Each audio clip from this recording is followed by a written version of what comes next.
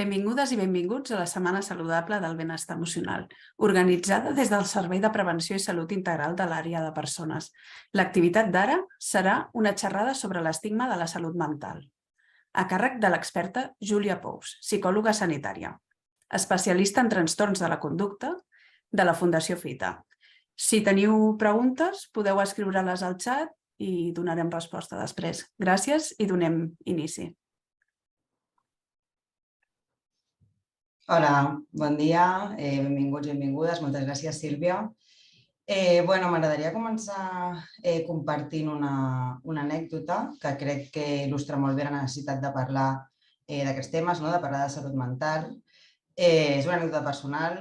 Jo quan feia tercer de carrera vaig tenir la mala sort de trencar-me el genoll, jugar a bàsquet em vaig trencar el genoll i la gent del meu entorn, evidentment, em va intentar recolzar de la manera que va poder i que va saber. Els meus pares, per exemple, em van portar a la universitat en cotxe durant bastant de temps, perquè jo podia anar en transport públic, però evidentment amb l'esclerosi i era molt complicat.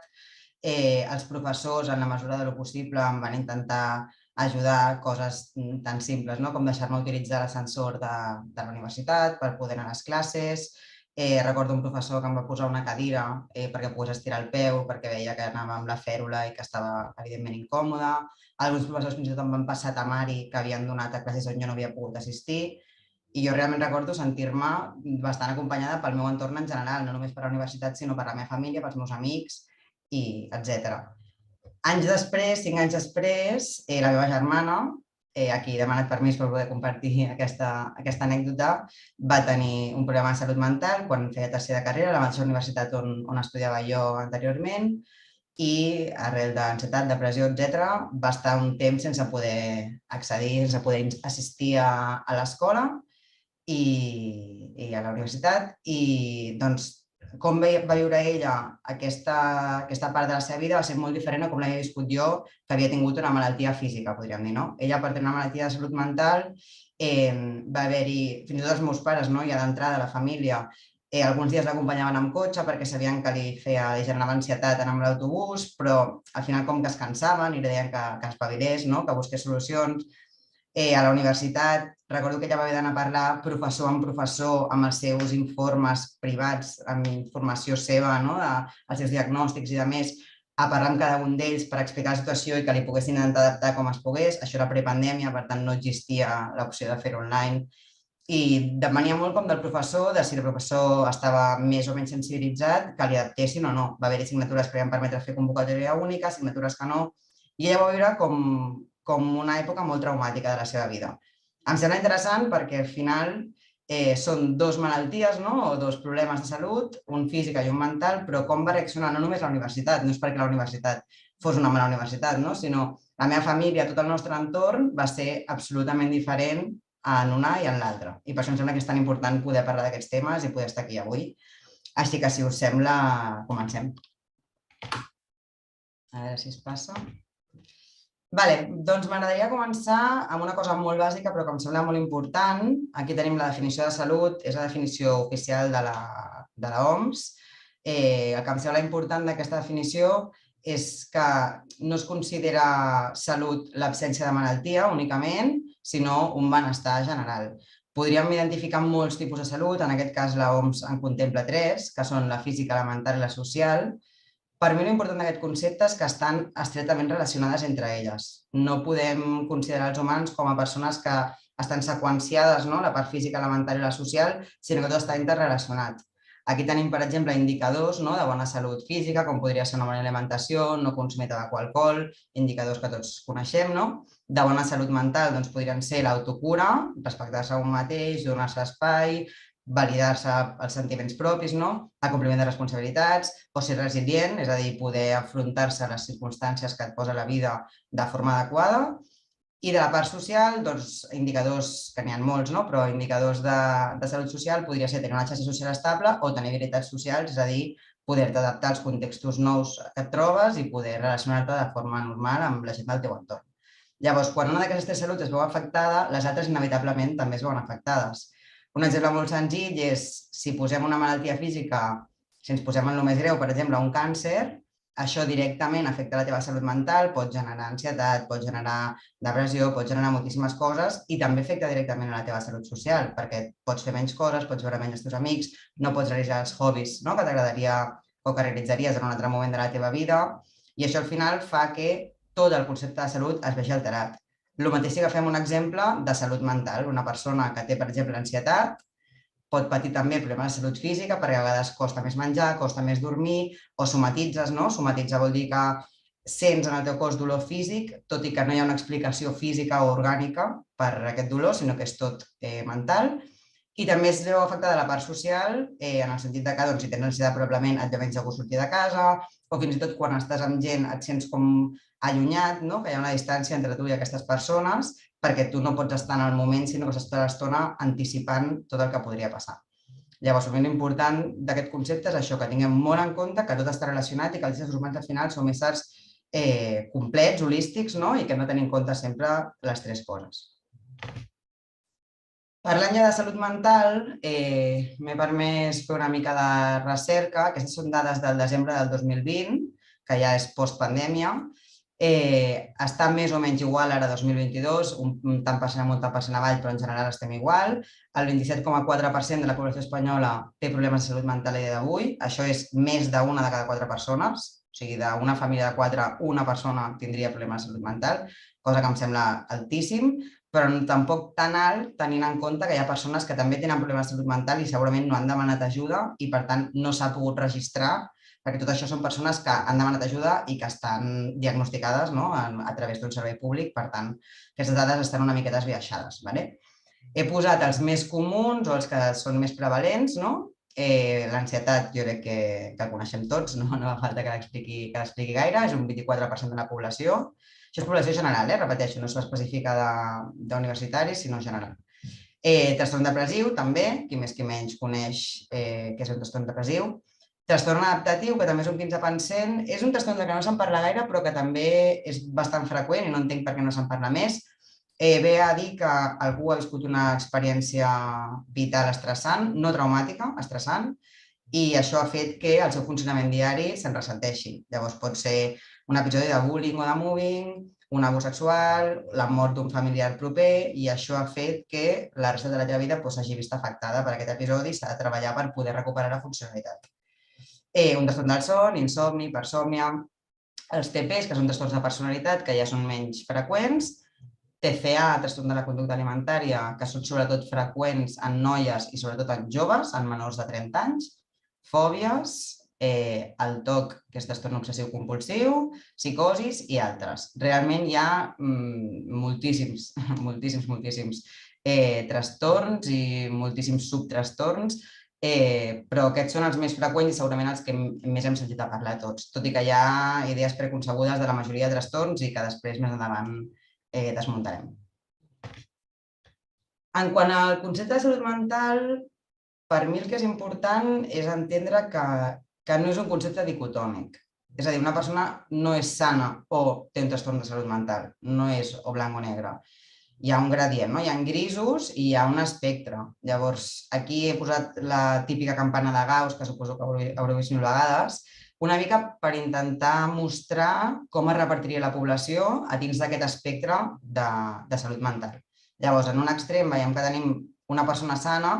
En aquest context considero una persona sana una persona que mai ha tingut cap tipus de malestar ni cognitiu ni emocional en tota la seva vida, cosa que segurament serien molt poquetes persones si ja ens poguéssim apuntar. Això seria una part de l'espectre. On hi ha el gran gruix de la població general seria persones que han tingut o tenen algun tipus de malestar mental o emocional, han tingut algun episodi d'ansietat, han tingut algun episodi d'atac de pànic, algun episodi d'insomni, qualsevol petita cosa, potser no tan greu com per demanar ajuda, tot i que segurament els hagués anat bé, però potser no tan greu com per realment que això afecti a altres àrees de la seva vida i necessitar ajuda d'un psicòleg o d'un psiquiatre, però sí que ha tingut moments en els que han tingut aquest tipus de malestar. I a l'altra punta de l'espectre tindríem el trastorn mental, que ja són persones que aquestes dificultats mentals i emocionals els han fet arribar a un punt de desorganització, i això ha fet que realment necessitin ajuda perquè s'han vist afectades totes les altres àrees. L'important d'aquest espectre és entendre que tots podem estar en qualsevol punt de l'espectre en qualsevol moment de la nostra vida. Que jo avui estigui en l'extrem més extrem de persona sana, no vol dir que d'aquí un mes no pugui estar al mig o que d'aquí 3 no pugui estar a l'altra punta. I tots ens anem movent per aquest espectre a mesura que va avançant la nostra vida. Fins i tot una persona que té trastorn mental, hi ha trastorns mentals que es poden curar, no m'agrada gens la paraula curar, però i que poden tornar només a malestar emocional o fins i tot a no tenir cap tipus de malestar durant una època i ens anem movent tots per aquí. Llavors, tots podríem formar part d'aquest tant per cent, d'aquest 27, no sé quant per cent de la població que té problemes de salut mental. I, per tant, crec que és molt important que tots entenguem què implica això i com podem ajudar aquestes persones, perquè si no som nosaltres pot ser la nostra germana, el nostre fill, el nostre marit, qui sigui. Per diferenciar en quin moment es considera malestar emocional o malestar cognitiu, mental, i en quin moment es considera trastorn mental, hi ha diverses característiques que hem de tenir en compte. La més important són els símptomes, és a dir, nosaltres els psicòlegs tenim com la bíblia del psicòleg, que és el DSM, i en aquest llibre es recullen tots els símptomes de cada trastorn. Llavors, si jo miro trastorn depressiu, doncs allà sortiran tots els símptomes que ha de tenir una persona, que ha de complir, o els mínims que ha de complir, per poder considerar que té aquest tipus de trastorn. Si no, vol dir que el seu patiment sigui menys vàlid? No. Simplement no tindrà el nom de trastorn, però pot voler dir que aquella persona també necessita ajuda igualment, encara que no li podem posar una etiqueta.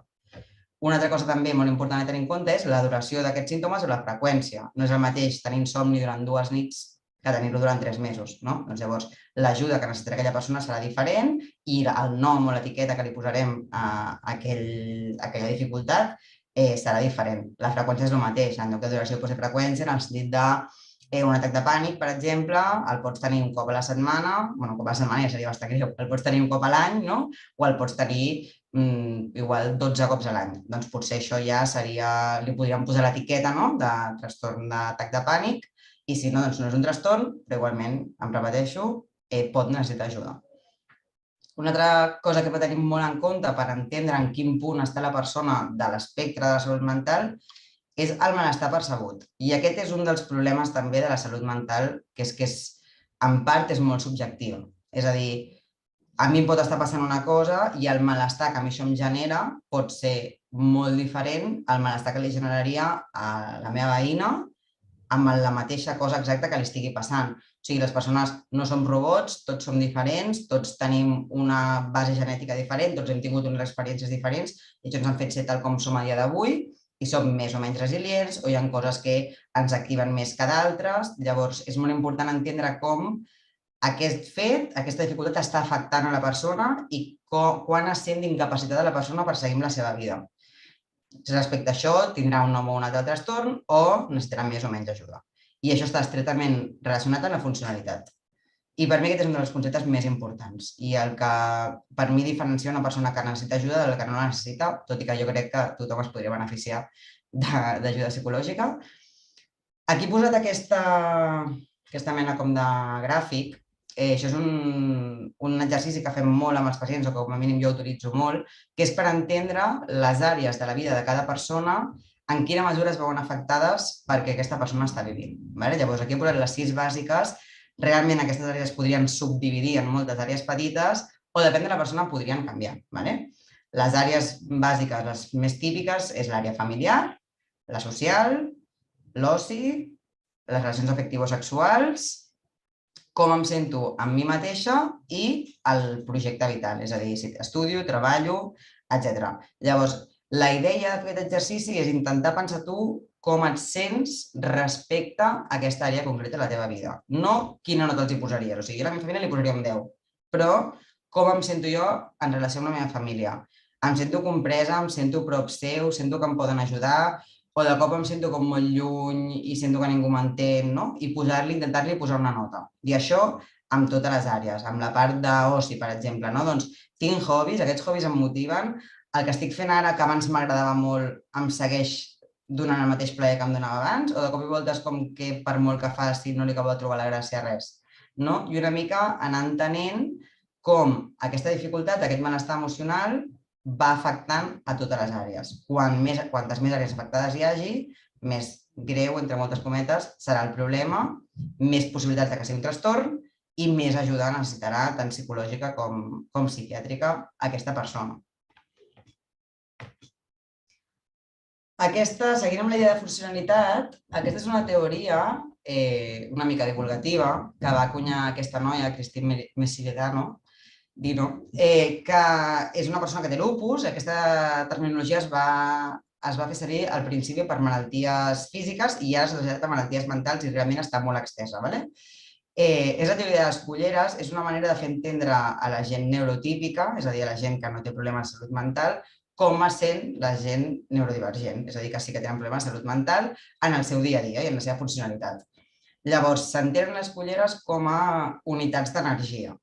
Llavors, quantes més culleres tens, més energia tens. I cada activitat et costa unes culleres, gastes unes quantes culleres.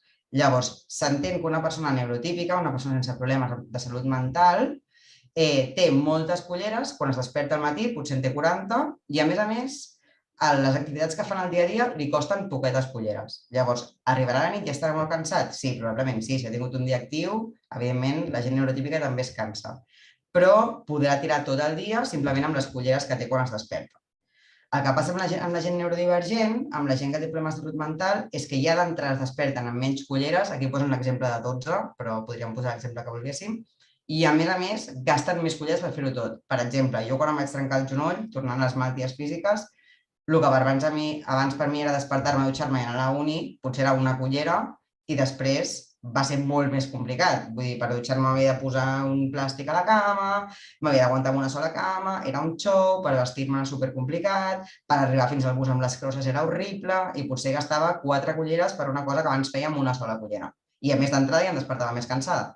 El mateix amb la salut mental. Després, anys després, la meva germana potser es despertava en la seva pitjor època d'ansietat i de depressió i es despertava amb 5 culleres i només despertar-se, sortir del llit i arribar fins al bus i eren les 5. Llavors ella arribava, saltava al bus i ja sentia que és que ja no podia seguir enfrontant-se al dia, ja se li havia acabat. O sigui, baixava a la següent parada i tornava cap a casa plorant perquè es veia incapaç de fer-ho. Llavors, és molt important tenir en compte això, que algo que per nosaltres sembla super senzill i super fàcil, per una persona amb problemes de salut mental es pot fer infinitament més complicat i li pot suposar un esforç tremendo. Llavors, si ja ens posem parlant només de trastorns mentals, en la punta de l'espectre que estàvem comentant abans, parlaré de 4 característiques perquè entenguem una mica per què s'estigmatitzen tant i s'estigmatitzen de la manera que s'estigmatitzen. Una de les característiques més importants és que són multifactorials. O sigui, hi ha molt la idea de pensar aquesta persona ha passat per això i, per tant, té això. O és una cosa que és biològica, no? Va néixer predisposat genèticament a això i 2 més 2 fan 4, ara té aquest trastorn.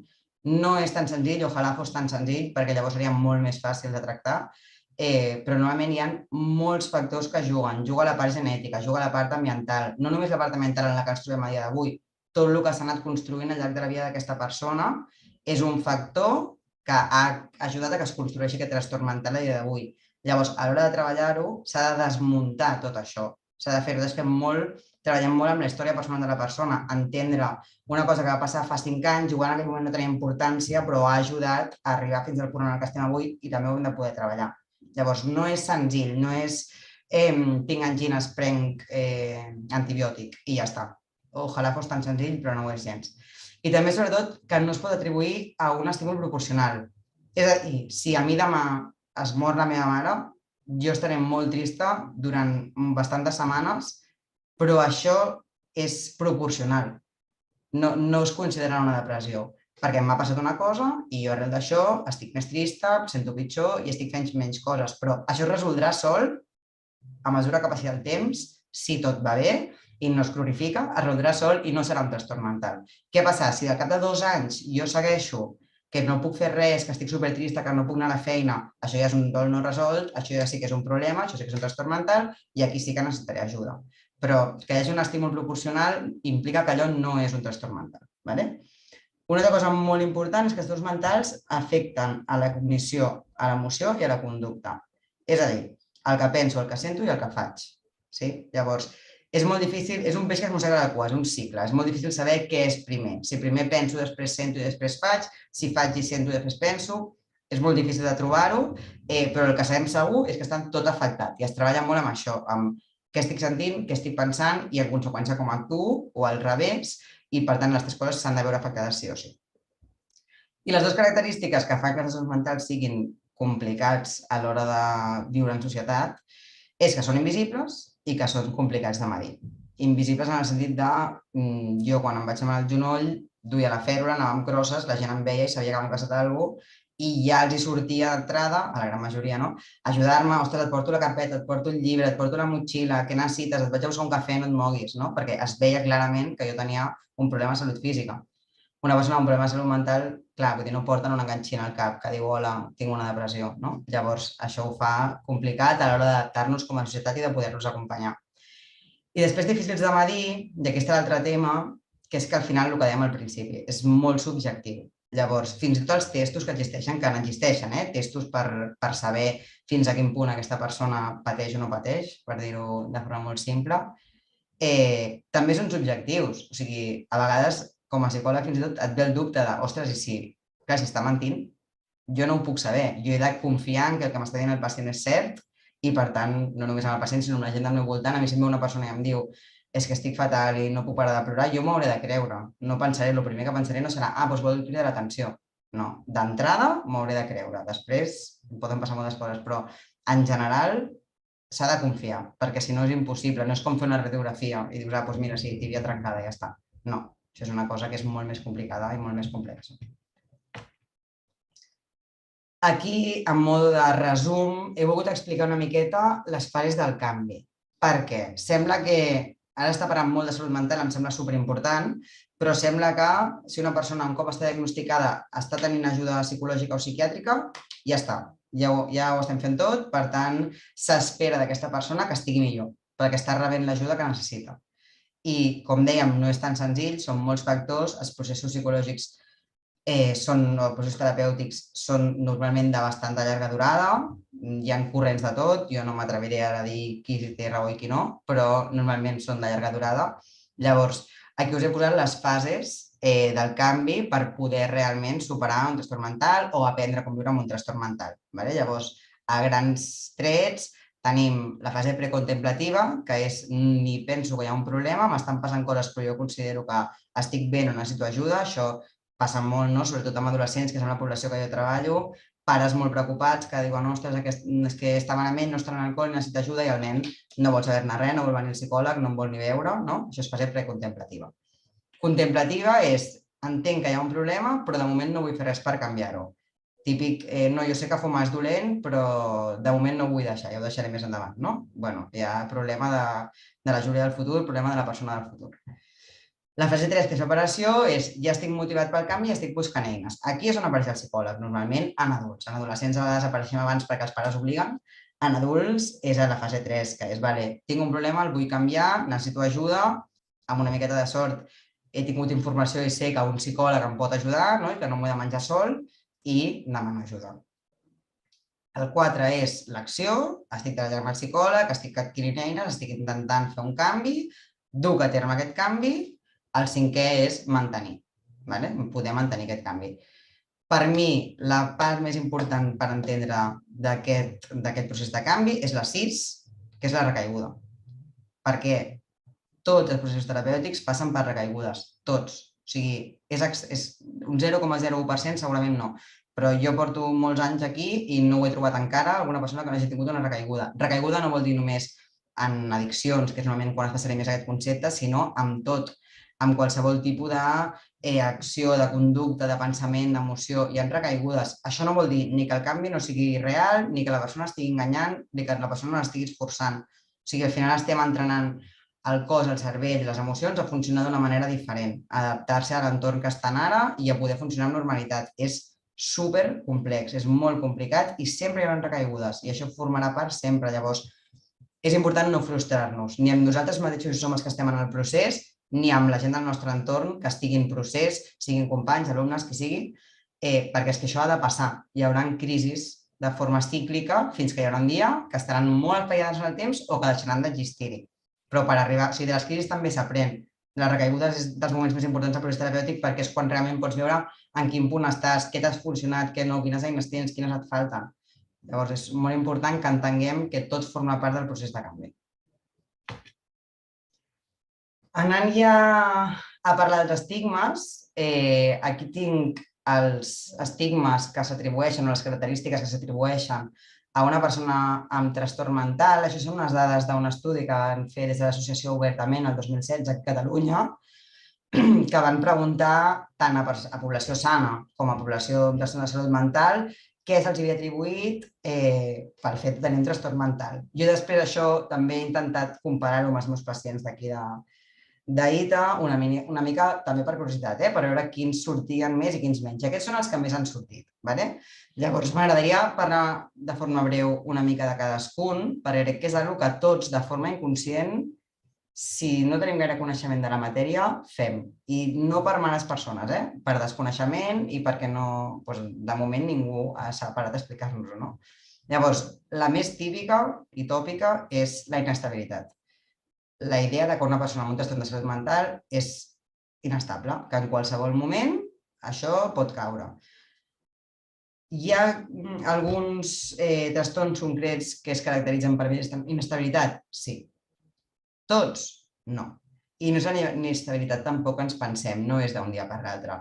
Sí que hi ha crisis, però es veuen a venir les crisis. La persona les identifica si ja porta temps en el procés terapèutic. O sigui, sembla que siguin persones en les que no es pot confiar, no? Que avui seràs i demà potser ja no. I això és una cosa que els afecta molt a les persones amb trastorn de salut mental a l'hora de relacionar-se amb el grup d'iguals, de fer amics, de buscar feina. Si tu en una entrevista de feina diguessis, que la majoria ho amaguen, que tens un trastorn mental, segurament d'entrada l'entrevistador s'ho pensaria dues vegades abans de tornar-te a fer una segona entrevista o de contractar-te. El mateix amb la hiperactivitat, al final el mateix, no? La sensació, jo sobretot que treballo amb trastorns de conducta, aquesta és molt típica, la sensació de que en qualsevol moment pot explotar i pot tenir una crisi d'agressivitat, el que sigui, també de nou posa molta barrera, o la perillositat, que ve a ser en aquest sentit el mateix, de que aquesta persona, ostres, doncs igual em pot fer mal, o sigui, es relaciona el trastorn mental a vegades el primer que ens ve al cap no és la idea de les pel·lícules de psicòpata, no? De dir, aquesta persona no empatitza, aquesta persona està planificant en el seu cap una manera de fer-me mal, o vull dir, ja hem vist abans que la psicosis crec que és un 2% de la població general d'Espanya. Hi ha moltíssima més gent que té ansietat, per exemple, o depressió. La vagància, que és una altra molt típica, la de, bueno, també s'està... Jo tinc molts pares de pacients meus que m'ho diuen. És que s'ha negat a veure el diagnòstic. És que diu que no pot, però en veritat és que no vol.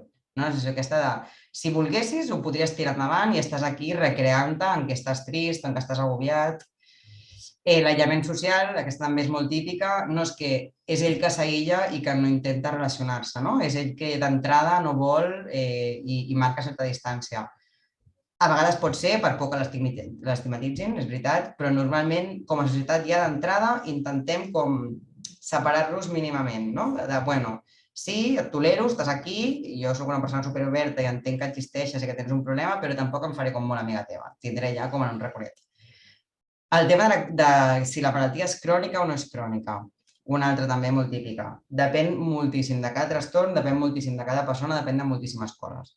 Llavors, una persona que a dia d'avui tingui depressió no vol dir que d'aquí 20 anys segueixi tenint depressió. No té per què. La fragilitat, el mateix, la sensació, a vegades les persones per intentar la discriminació positiva, no? D'alguna manera, per intentar ajudar, ostres, doncs, et porto entre algodones, no? Una mica, vigila, no, això no ho facis tu, ja ho faré jo, aquesta part no la facis tu, ja la faré jo, que és més complicada, et dono la feina més fàcil, et dono la... no? Com tot molt, molt, molt mastagadet, que això també és un tipus, més endavant parlarem de maltracte, no? Però això també és un tipus de maltracte, de dir, bueno, és que m'estàs incapacitant, jo puc fer-ho i tu no m'estàs deixant perquè tu consideres que no sóc capaç de fer-ho jo. Això també és una cosa, sobretot amb adolescents, que els enfada molt. Incapacitat, el que estàvem dient, no? Sensació de com si fos de vidre i no, tu no ets capaç de fer això, és igual, ja ho faré tot jo. I dèficit cognitiu. Això, hi ha molts trastorns mentals, molts, que la comorbilitat és més amb altes capacitats, amb alta intel·ligència, que no amb dèficit cognitiu. Hi ha persones amb dèficit cognitiu? Evidentment. I que algunes també tenen trastorn mental? Sí, clar. Vull dir, com a tot arreu, no? Però no van de la mà. No una persona que tingui un trastorn mental ha de tenir dèficit cognitiu per se. Arrel de tots aquests estigmes, al final, com a societat, tenim un tracte discriminatori cap a les persones amb trastorn mental. Encara que no vulguem. O sigui, no jo com a persona, sinó tots com a societat. És que és algo molt general i que és molt difícil de canviar si no tothom posa una miqueta de la seva part, perquè al final, i sobretot les institucions, ara entrarem a parlar d'això, el primer de tot és la por, és el desconeixement. Jo crec que això és la clau. Per poder canviar tot aquest sistema de maltracte que hi ha al voltant de la salut mental, el primer és entendre, és deixar de tenir por de les persones amb trastorns de salut mental. És com si jo digués que a mi em fan por les persones que són diabètiques, no? Vull dir, és que no té cap tipus de sentit. Llavors, el primer de tot és informar-nos, és intentar conèixer. Si tenim alguna persona al nostre entorn que té algun problema de salut mental, si aquella persona es sent còmoda explicant-ho, ostres, preguntem, que no ens faci por preguntar. A vegades sembla com que hem de fer veure que això no està passant, no? Que ho hem de normalitzar tant que ni parlarem del tema, és igual, seguirem normal, com si res estigués passant. Ostres, però si aquella persona es sent còmoda i pot, és una manera fantàstica de poder entendre molt millor aquell trastorn concret, no? Si no, buscar informació, preguntar, el que sigui. Perquè si hi ha por, hi ha desconeixement, el que fem és evitar, el que dèiem abans. M'allunyo, potser per por de fer-ho malament i d'estar metès aquella persona, potser per por, aquí sobretot amb adolescents també ens passa, per por de que pensin que jo també tinc un problema. No? Si jo vaig amb una persona que té un problema, potser pensaran que jo també i per tant m'estigmatitzaran a mi i per tant m'allunyo, no? Evito. Per tant, el primer de tot és entendre i és conèixer. El tema del maltracte, com he dit, és generalitzat, és comunitari, és laboral, és acadèmic, és familiar, de tot tipus. El que jo més veig aquí amb els pacients, que és sobretot acadèmic quan van a l'escola, de nou, no dic que els col·les siguin dolents, que els professors ho vulguin fer malament, però moltes vegades ens posen moltes barreres per poder readmetre un pacient a l'escola. Jo els pacients que tinc aquí estan hospitalitzats, per tant viuen aquí i estan aquí entre 6 i 8 mesos i en algun moment del procés han de tornar al seu entorn normalitzat, on faran la seva vida, és que ho hem de provar. No havia anat bé abans, però ostres, porten molt de temps treballant, estan preparats, ja estem preparats i quan estem preparats ho intentem. Tothom, i això va dir la sensació de que tothom ens posa traves, però tothom, la família, ostres, sí, el veus preparat i que vingui a dormir a casa, clar, i com ho farem? I si de cop es torna a estar malament, què faig? El torno? El porto al centre? Perquè és que jo no sabré. Bueno, clar, vull dir, no, intentar gestionar-ho a casa, tot això. La part acadèmica de les escoles és... Poques vegades ens ha passat en un col·le que estigui superdisposat, no? Sempre ens posen 1000 traves, no ho veuen clar, fem 30.000 coordinacions, volen veure primer el nen online per veure com està, perquè no... Sobretot, clar, nosaltres fem un informe perquè els hi adaptin per fer un PI, però d'entrada és com, bueno, com que molesta, no? Una mica com, bueno, és que ara em faràs fer molta feina. He tingut professors que m'han dit això, clar, és que això és molta feina per nosaltres perquè l'hem d'adaptar.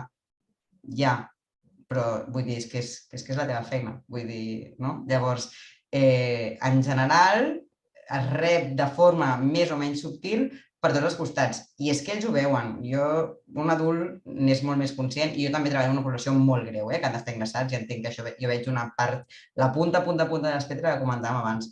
Però clar, si tu t'adones que al lloc on tu vols retornar no et volen, el primer que penses és, doncs ja està, em tanco aquí, em faig una boleta i jo tampoc vull tornar. O sigui, el que costa intentar entrar en un entorn normalitzat i sentir que no et reben bé des de l'altra banda, ja d'entrada genera unes inseguretats, unes pors, una ansietat, una angoixa, que és contraproduent. I tot això passa perquè no hi ha una bona... No estan informats la gent del nostre entorn. I família extensa, també, avis, és que passa amb tot, extraescolars, intentar que un d'aquests nois i noies vagi al futbol, un altre drama, molt complicat. I finalment, un altre tipus de tracte discriminatori, l'estigma, que és el que estàvem parlant avui, i tot el tema dels prejudicis, que això és gairebé inevitable, no? Sobretot si no treballes en aquest món, que encara que no ho diguis ho pensis, no? D'entrada, quan de cop una persona et diu no, doncs jo tinc el que sigui, inevitablement et venen 3 o 4 estigmes, 3 o 4 prejudicis d'aquell trastorn concret, no? I això et canvia, sense voler-ho, la imatge que tens d'aquella persona. Aquí tenim un gràfic d'aquest mateix estudi que us comentava abans, d'Obertament, que els van preguntar a les persones amb trastorn de salut mental quines activitats havien deixat de fer o què havien deixat de fer per por de ser tractats injustament per tenir un trastorn mental. Per por de ser tractats injustament, no havia passat res aquí, o sigui, ningú els havia tractat injustament, simplement per evitar aquesta situació. Fer activitats d'oci, expressar la meva opinió en públic, treballar, buscar feina, fer amics, buscar parella, estudiar...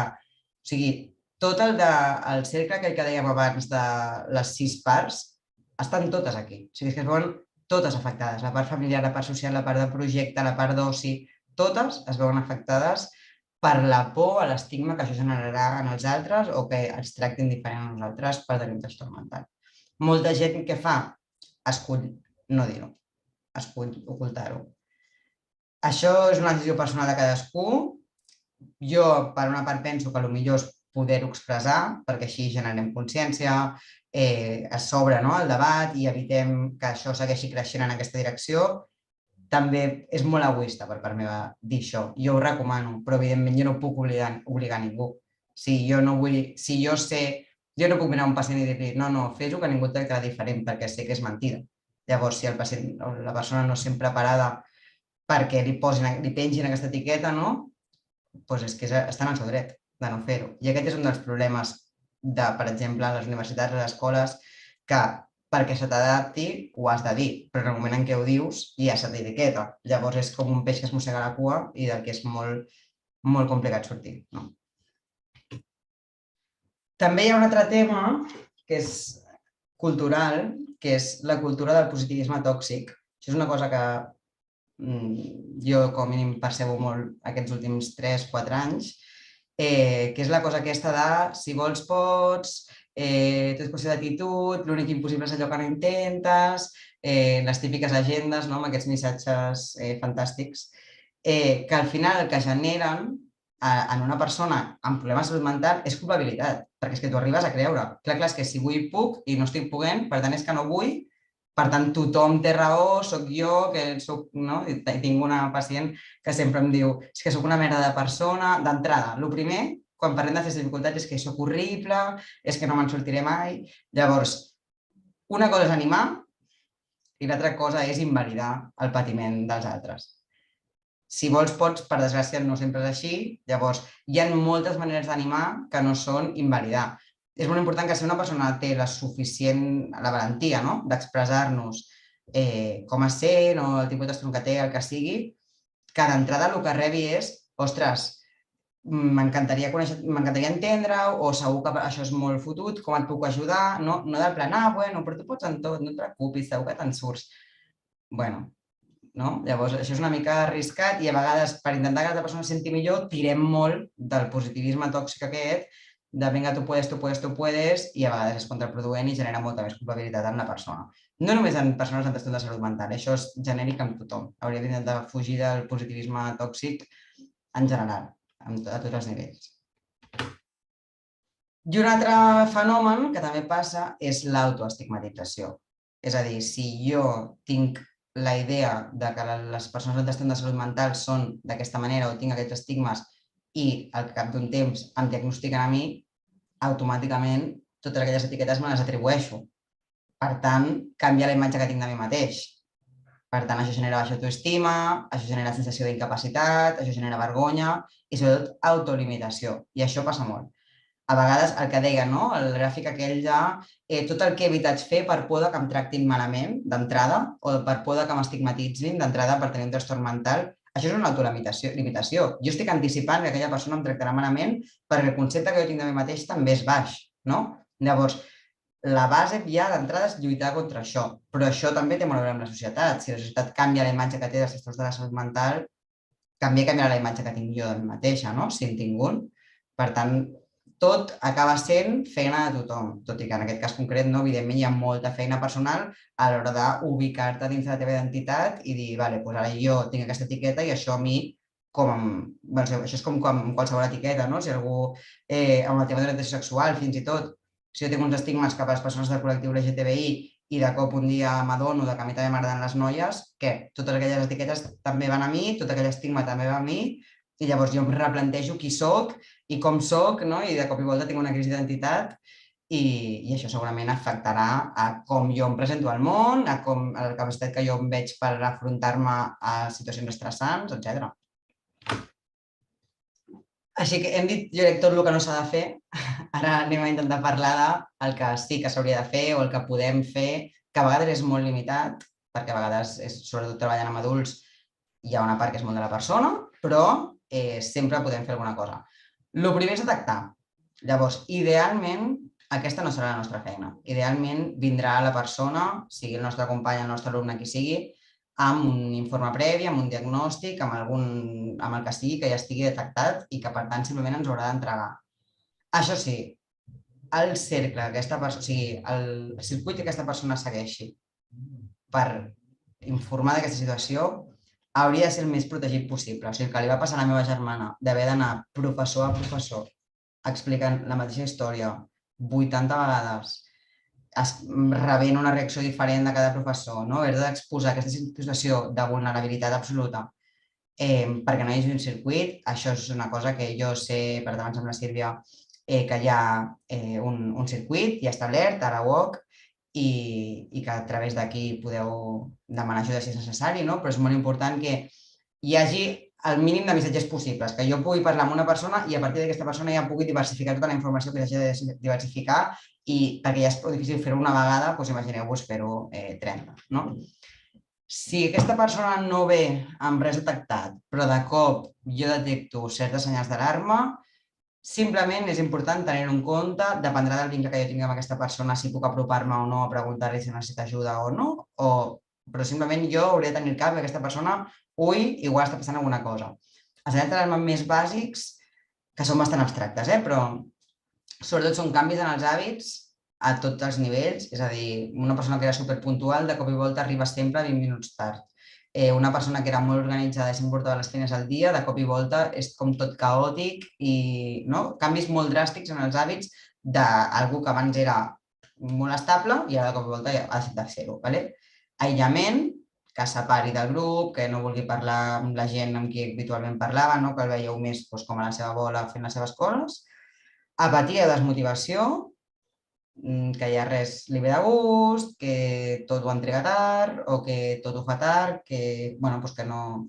Abans sentia certa motivació pel que estava fent, pel projecte, i ara ha deixat de sentir-la, i una baixada del rendiment, a tots els nivells, del rendiment social, del rendiment acadèmic, del rendiment laboral, del rendiment que sigui.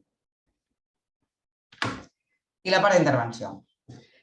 El més important per poder acompanyar a una persona amb trastorn mental, si es veu d'emportar una cosa d'aquesta xerrada, és preguntar les necessitats o enterar-me de les necessitats d'aquella persona, concretes d'aquella persona, i intentar respectar-les al màxim. És un error pensar, doncs ja he tingut un alumne o he tingut un company que tenia un trastorn de l'espectre autista i vaig fer això i, per tant, com que va funcionar, seguiré fent això mateix. O sigui, cada persona és un món, cada trastorn té 1000 històries que canvien depenent de la persona i és que per cada persona s'hauran de fer coses diferents, a cada persona s'haurà d'ajudar d'una manera diferent. Sempre dins del que es pugui. S'entén que tampoc el món no es podrà adaptar a una persona amb un trastorn mental, com tampoc es pot adaptar al 100% a una persona amb una malaltia física. Però tot el que puguem fer per intentar acompanyar aquella persona en les seves necessitats concretes és el que hauríem d'intentar fer. Adaptar el que tinguem al nostre voltant. Si soc professor, doncs intentar adaptar-li les classes, que pugui fer convocatòria única, el que sigui. Si soc company, doncs intentar que pugui, si és un treball en grup, que ell pugui fer la seva part, per exemple, la seva part a part, i llavors ho sumem tot, en vez de tots junts a la cafeteria fent-ho o a la biblioteca, on sigui.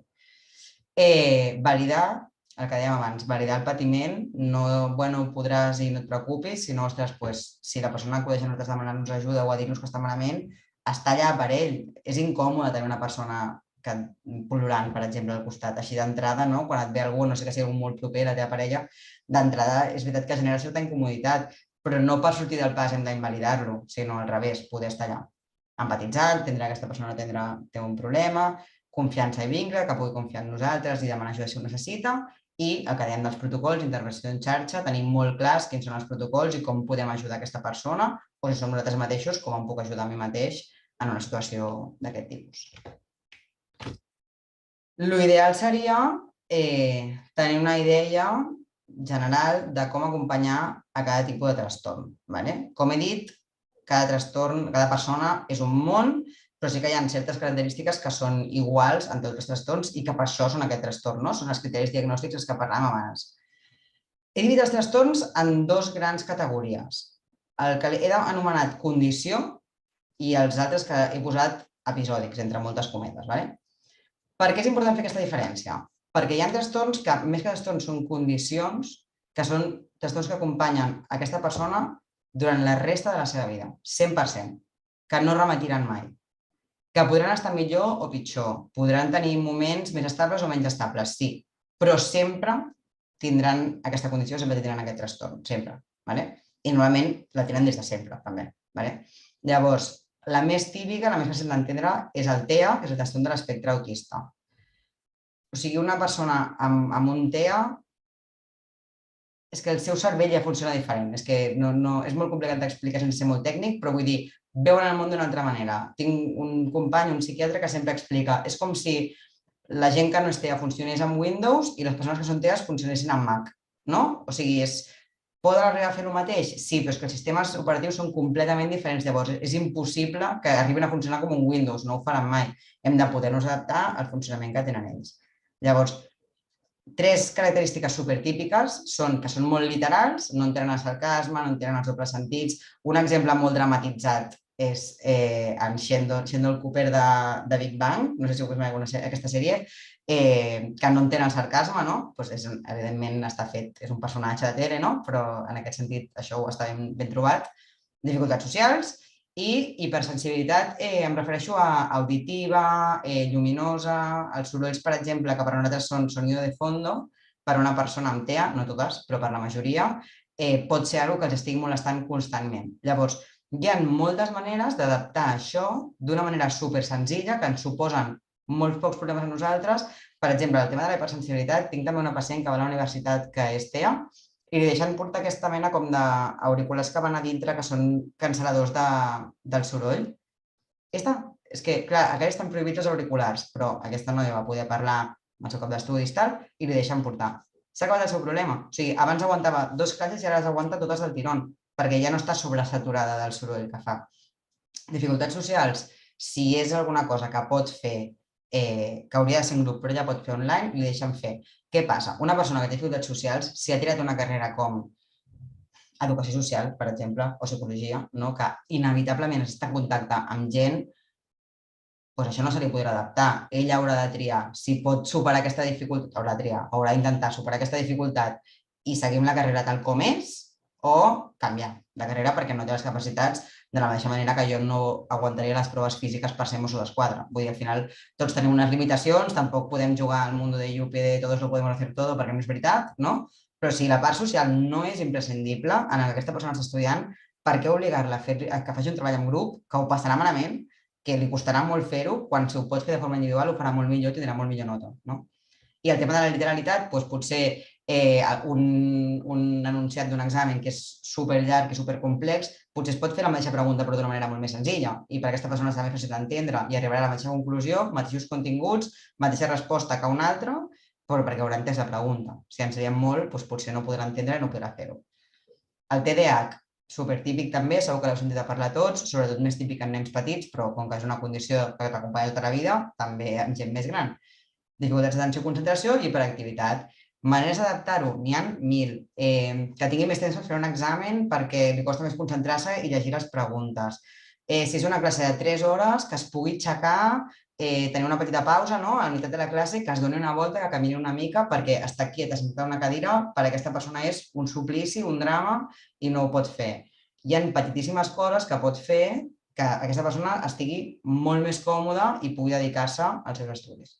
Les zones de l'aprenentatge, que són dificultats en la lectoescriptura, és la dislèxia, la discalcúlia, el mateix, enunciats més curts, que tingui més temps, el que sigui. O sigui, hi ha moltes maneres fàcils de poder adaptar això i que aquesta persona tingui una experiència educativa, acadèmica, molt més fàcil per ell i molt més enriquidora, al final, sense haver d'estar patint. He posat els TPs, que són els trastorns de personalitat. No entraré perquè podria estar 10 hores parlant dels TPs també, perquè n'hi ha diversos i tots són molt diferents entre ells. El trastorn límit de personalitat, el trastorn narcisista de personalitat. El que és important és entendre, sobretot, que això també és una cosa que és per tota la vida, que també com el TEA és una manera diferent de funcionar i sobretot de relacionar-se i que serà important tenir en compte, sobretot perquè TPs sí que és molt típic que vagin fent crisis de forma cíclica. Llavors, la manera d'acompanyar-los serà sobretot en aquestes crisis, perquè en principi haurien d'estar estabilitzats si estan fent una vida normalitzada, estan a la uni, el que sigui. Bé, això serien els de condició. I llavors hi ha els episòdics, entre moltes cometes, perquè un episodi pot durar molt de temps i aquests també es poden cronificar i acompanyar tota la vida. Però aquests sí que poden remetre i poden desaparèixer d'alguna manera, no? Un trastorn de la conducta alimentària, un trastorn depressiu, un trastorn d'ansietat o un trastorn de la conducta. L'important en aquests casos és que demanaran ajuda en moments de crisi. La meva germana, tercer, va tenir un trastorn depressiu, va demanar ajuda, després a quart va fer vida normal i a primer i a segon també, i ja no va necessitar que li adaptessin res, però en aquell curs concret ho va necessitar.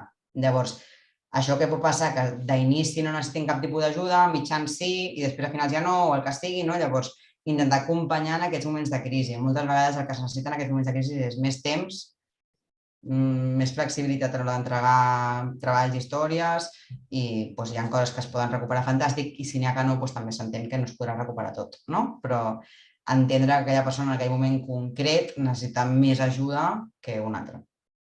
Sinó que això. La idea una mica de la diferència entre igualtat i equitat. Aquest exemple, aquest dibuix, segurament alguns ja l'heu vist abans. La idea d'igualtat és que tothom té accés als mateixos recursos, no? Que és la primera part de la imatge. La idea d'equitat és que tothom té accés als recursos que necessita per poder arribar als mateixos objectius. En aquest cas, aquestes persones estan intentant agafar la fruita de l'arbre. Quan hi ha igualtat, només un arriba. Quan hi ha equitat, tots poden accedir a les fruites i, per tant, tothom pot arribar al mateix objectiu final.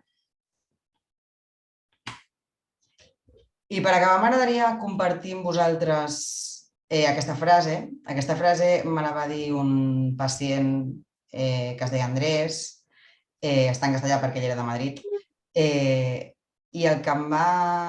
Aquest era un nen que portava tota la vida amb dificultats a nivell de conducta, a nivell emocional i a nivell cognitiu, des que era super petit.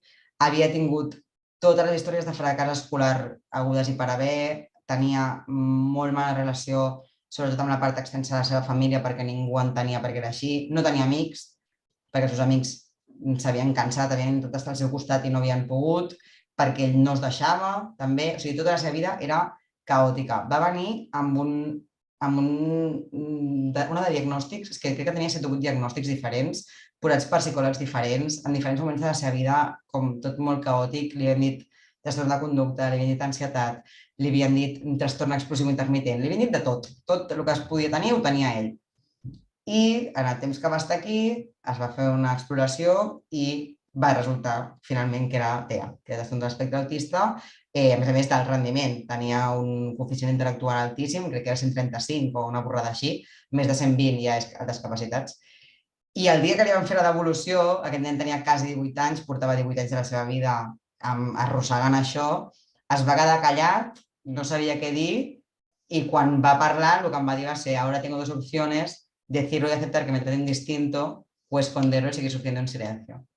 I per mi va ser, ostres, se'm va posar la pell de gallina i tot de dir, clar, és que t'acabo de donar una resposta que portaves 18 anys de la teva vida buscant i el primer que has pensat és i ara com serà el món, no? I ara com canviarà tot i ara com ho explico a la gent del meu voltant i ara què em diran, no? En aquest cas és un dels casos en què jo li vaig dir ho has de triar tu, el que vols fer, i aquest noi concretament va decidir explicar-ho i de fet s'ha abanderat d'això, s'ha posat a fer moltíssim d'activisme i la veritat és que li està anant superbé, se'n va anar d'alta a principis d'aquest any i la veritat és que està superbé, però bueno, que al final crec que és una frase que pot representar moltíssima gent en el moment que li fan un diagnòstic, de dir, bueno, i ara què faig? Ho comparteixo, que tothom ho sàpiga, ens entenc diferent, o ho amago, però ningú entendrà el perquè de les meves dificultats i ningú em podrà ajudar. I ja està, fins aquí. No sé si hi ha dubtes, si algú vol comentar alguna cosa. Sí, moltíssimes gràcies per la... Ens has il·lustrat moltíssim sobre la situació, sobre els prejudicis que viuen les persones i s'ha generat fins i tot un debat i tenim preguntes, no sé si donarà temps de respondre-les. Intentaré anar ràpida. La Paula preguntant del cicle cognició, emoció, conducta que has descrit, és realment difícil arribar a l'origen del trastorn, fins i tot d'un simple malestar transitori. Pregunta, com es determina quin factor d'aquests és preferible tractar? Quina bona pregunta. Doncs mira, depèn molt. És a dir, és molt complicat determinar-ho i moltes vegades no ho arribem a saber. O sigui, és molt difícil. És una mica què és primer, l'ou o la gallina. És molt complex. Què es tracta primer o com s'intervé primer? Pot dependre de moltes coses. Per exemple, en el meu cas, amb el tipus de pacients que tinc jo, que són trastorns de conducta, la majoria, el primer que ataquem és la conducta. Per què? Perquè són conductes que es posen en risc. O sigui, estic parlant de conductes greus com poden ser autolesions, agressivitat física a altres persones, baralles, no em venen amb moltes denúncies. Llavors, el primer és frenar això per estabilitzar, per poder treballar tot l'altre. Cada trastorn és un món, cada cas és un món. Amb una persona amb un trastorn depressiu doncs no començaria per la conducta, probablement començaries per l'emoció, o si és una persona que està poc connectada amb les seves emocions i és molt cognitiva, això va molt a persones. Hi ha persones que són com molt racionals i els costa molt connectar a nivell emocional, llavors comences per lo que és més fàcil. És molt difícil saber per on començar, depèn de moltíssimes coses, però és una pregunta molt interessant perquè és una pregunta que ens fem tots cada dia els psicòlegs a l'hora de començar a intervenir amb un pacient nou. Gràcies. La Sílvia pregunta, si no hi ha recaiguda, significa que no hi havia trastorn? No, no té per què, ni molt menys.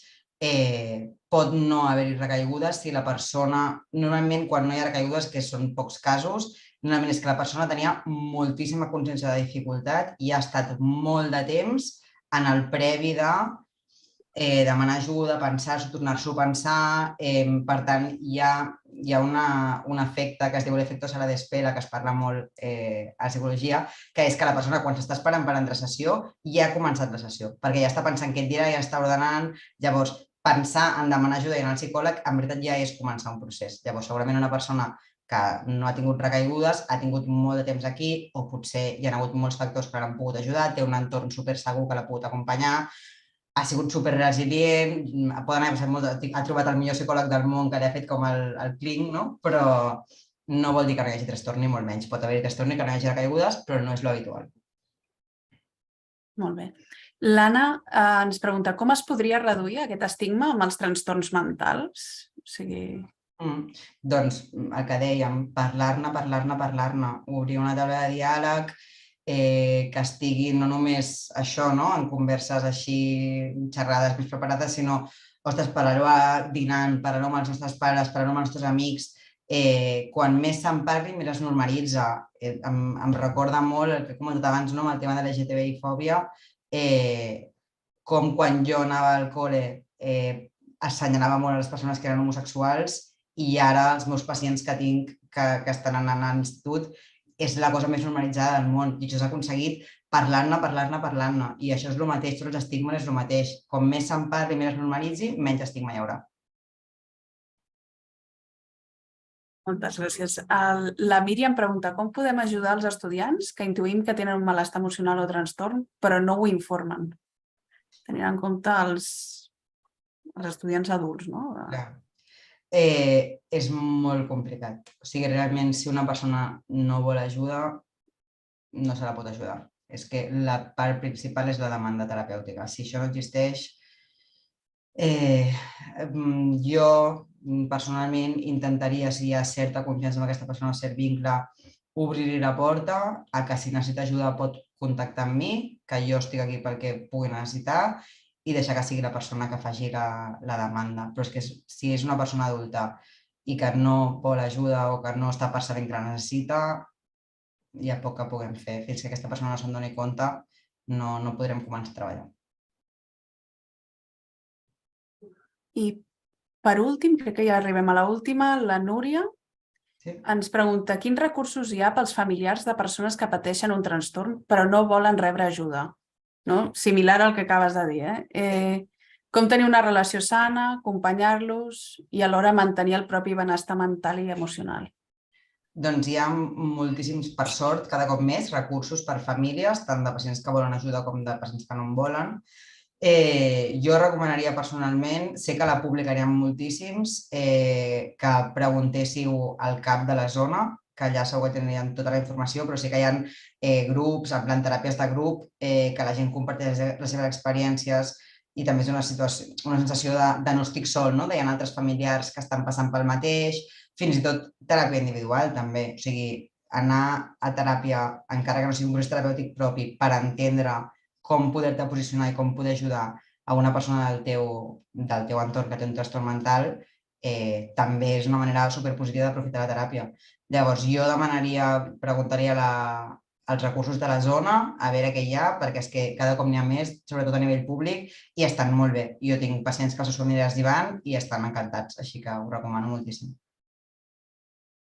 Molt bé. Moltes gràcies. Doncs no hi ha cap altra pregunta i agrair-te moltíssim aquesta sessió i a la participació, que